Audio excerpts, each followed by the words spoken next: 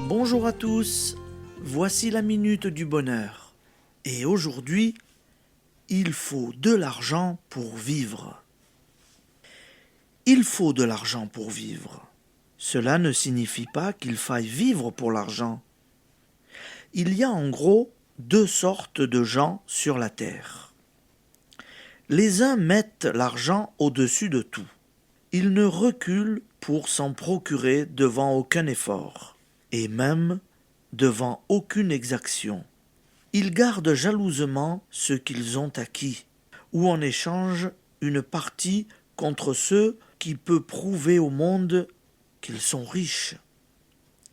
Les autres, conscients des bassesses que fait commettre l'appât du gain, méprisent l'argent.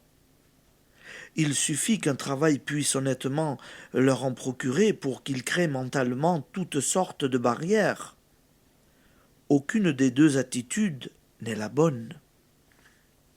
Aimer l'argent, l'acquérir parfois malhonnêtement, trembler pour son magot, ne juger de la valeur des êtres que d'après leur compte en banque, se servir de l'argent pour opprimer ceux qui dépendent de nous.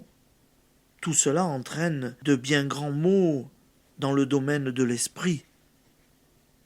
Mépriser l'argent éloigne définitivement d'une prospérité raisonnable et prive même souvent du fruit légitime du travail.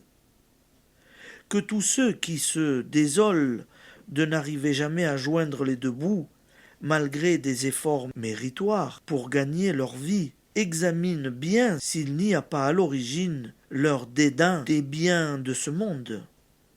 Il ne faut pas parler comme Harpagon, des beaux yeux de la cassette, mais il ne faut pas non plus, comme tant de gens, dire ce sale argent et autres expressions de ce genre.